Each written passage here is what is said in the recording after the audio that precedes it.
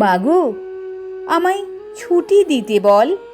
সকাল থেকে পড়েছি যে মেলা। এখন আমি তোমার ঘরে বসে করব শুধু পড়া পড়া খেলা।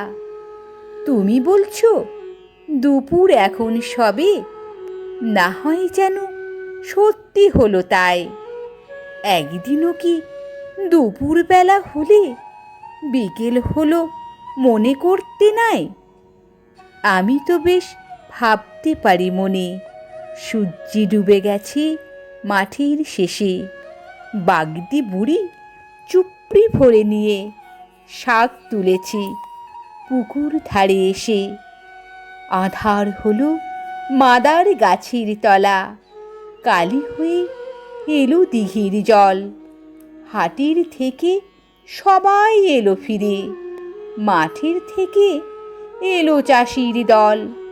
মনে করো না উঠল সাঁঝের তারা, মনে করো না সন্ধে হলো যেন।